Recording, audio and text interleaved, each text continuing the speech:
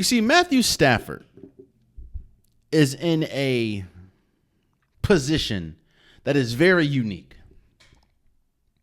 In fact, I'll even say, which is hilarious, Matthew Stafford is in the position career-wise that the very team that he is on, the LA Rams, were in when they looked to acquire him from the Detroit Lions.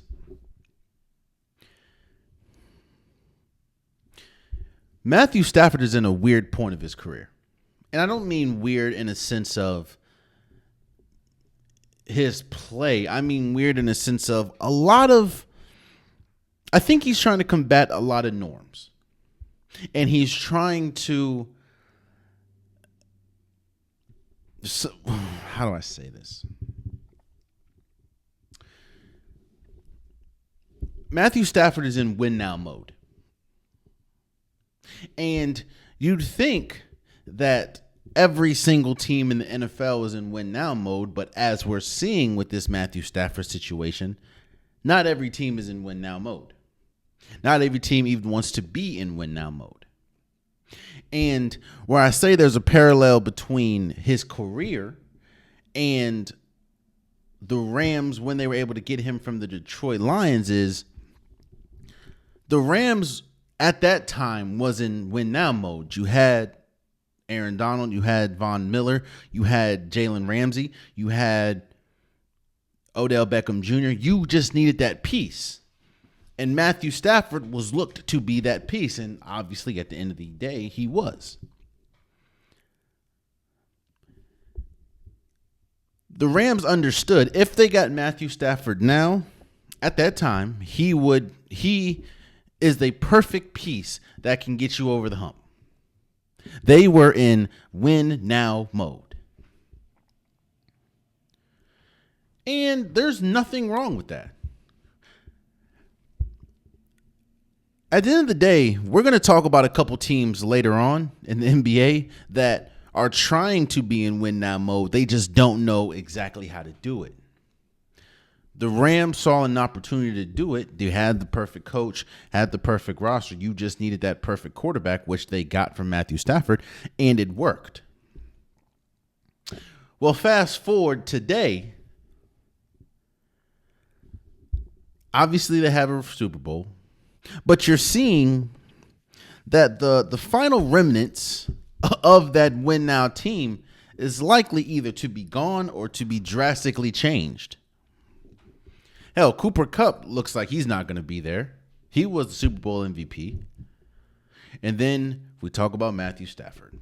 And why did I say that there's parallels?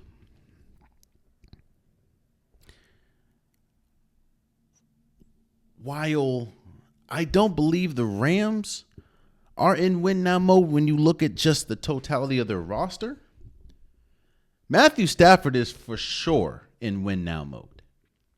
He has to be. He doesn't have much time to play. He's closer to the end of his career than than the start of his career. He's 37. And this is when I say that I've heard a lot of discord around Matthew Stafford in this Rams situation. For people that don't know the underlining topic, Matthew Stafford has been with the Rams for a minute now. And he is coming towards the end of his deal and would like a new deal. And if the reports are right, I don't know if they're true or not, but if the reports are right, he's asking for $50 plus million a year, being considered one of the highest paid quarterbacks. And if you look at his play, that to me is the most fascinating part about this. Because when you hear some people talk, they keep throwing out the age. And rightfully so. Not everybody is going to be Tom Brady. Not everyone can age like fine wine. And I'm not saying that Matthew Stafford is going to fall off a cliff. But again, you're in a physically daunting sport, and you're about to be 38 years old. So I understand it's like the hesitation to want to give a 37 soon to be 38-year-old, and if you give him a contract extension, by the end of that contract extension, he is very well going to be 40 or 40 plus. So I understand the hesitation around that. It's like, why would you give a 37, 38-year-old quarterback that much money, making him one of the highest paid players? I understand that the league is crazy right now.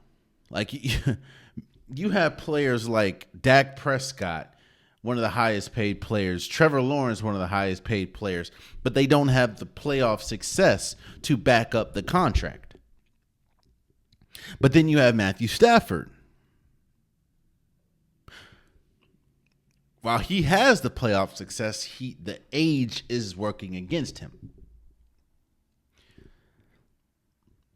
But let's go back to that success for a second. We're not going to talk about the playoffs as much, but I don't think there's any question. Now, this could be because the landscape of the league is different. A lot of the quarterbacks that we thought were going to take that leap into stardom or into superstardom hasn't taken that leap yet. That could be the case. But I don't think that, especially after last year, I don't think that there's any question that Matthew Stafford can comfortably call himself a top 10 quarterback in this league. He has the numbers to back it up. He has the playoff success to back it up. Matthew Stafford is still an elite quarterback. But here's the most fascinating part about this story. I keep saying that. But here's the most fascinating part about this story.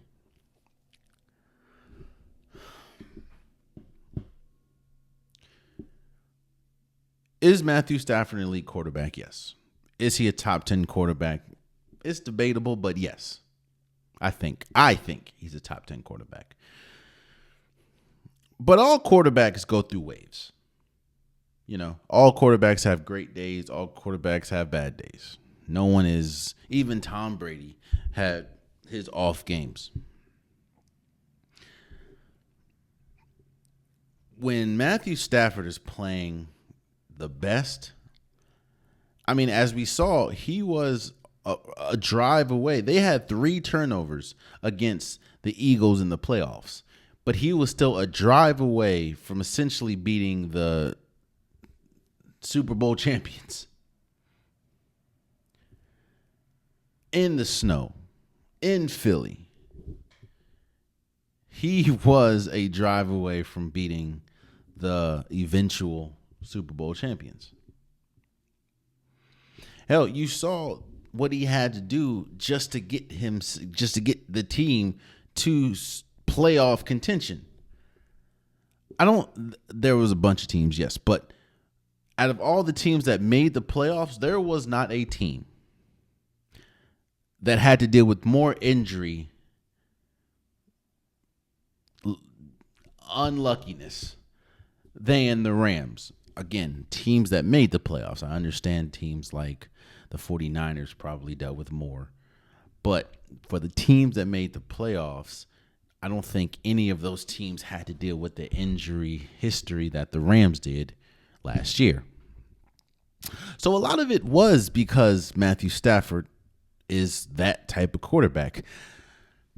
But I've seen, and we saw last year, like I said, sometimes you have bad days. In life, people have bad days. But when Matthew Stafford is having a bad day, he looks all of 37 years old. He's not a mobile quarterback. He's a smart quarterback. He has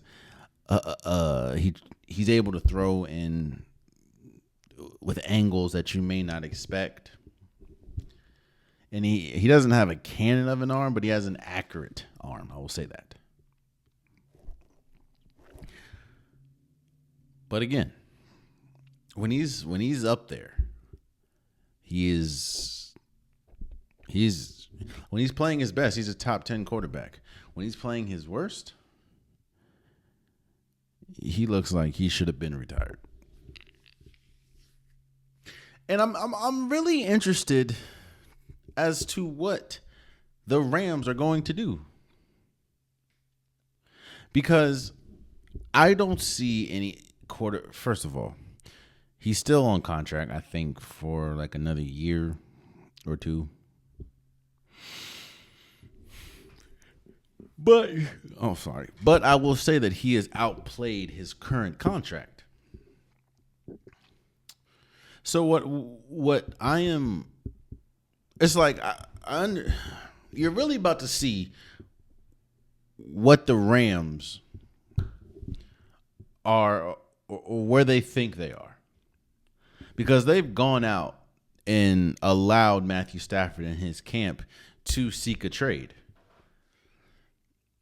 And I'm very interested to see what happens around the league in a sense of, does someone like the Steelers is a big name that I hear a lot. Do they go and get Matthew Stafford? Because a lot of people think the Steelers are just a quarterback away from being a Super Bowl contender. And last year, Justin Fields nor Russell Wilson was able to get it done, at least in the playoffs. Again, but you're going against the Ravens. But they did lose 6-7 straight. But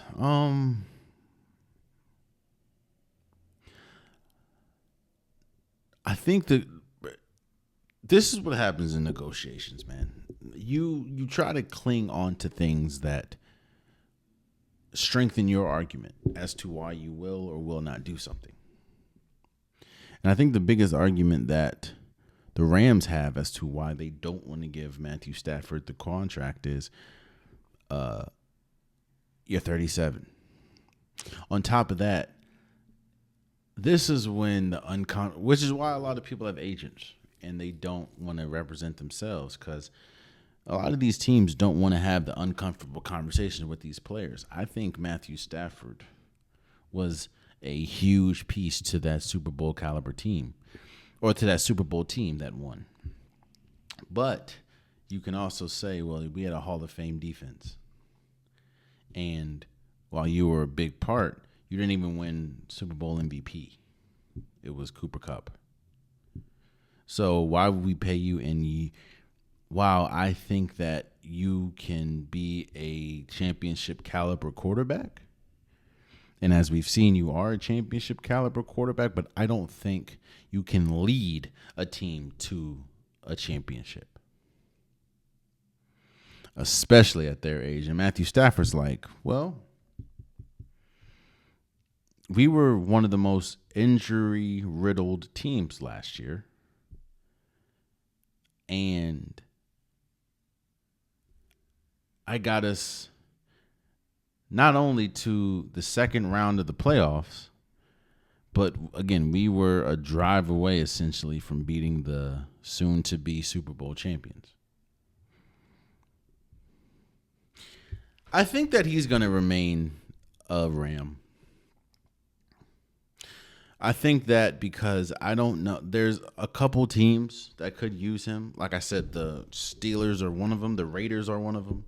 But we're talking about the Steelers, while they think they're a quarterback away from winning a Super Bowl, I don't think that's the case. I think that there's a lot of things that they need to start is the offensive line. Number two is another wide receiver. When George Pickens out the game, their offense shouldn't fall off a cliff the way that it does. And again, Matthew Stafford's not a free agent, so you're going to have to trade a lot for him, especially to get into the realm of money that he wants. You're going to give up a lot, which is going to take them further back from Super Bowl contention, especially when you're in the AFC North. The Raiders is a little different, but does Matthew Stafford want to go to the Raiders and essentially in a rebuild? Especially when you're when you're at this point of your career. Again, it's fascinating what happens with that. I I think that all of this is going to result in him remaining with the Rams, but it's just like I don't know. You're also really seeing how people feel about Matthew Stafford and what they see when they look at Matthew Stafford. It's like, yeah, you're a good player, great player, probably a future Hall of Famer, but you're also 37, and the last thing we want to do is be on the hook. In fact, the last thing you want to do, even though I think a lot of it is due to just off the field stuff, the last thing you want to be is the Jets. And depending on a 40+ year quarterback who clearly isn't in the same tier as he was when he was playing elite. Now, I think that Matthew Stafford at this point of his career is better than Aaron Rodgers at this point of his career. But again, Aaron Rodgers is over 40. Oh, man, you stayed to the end of the video. I appreciate you. If you like what you saw, be sure to hit that subscribe button so you'll never miss any content from your boy. You can also go back and watch past episodes, past clips, and don't forget that the Unpopular Podcast, new episodes drop every Wednesday and Saturday. Appreciate you.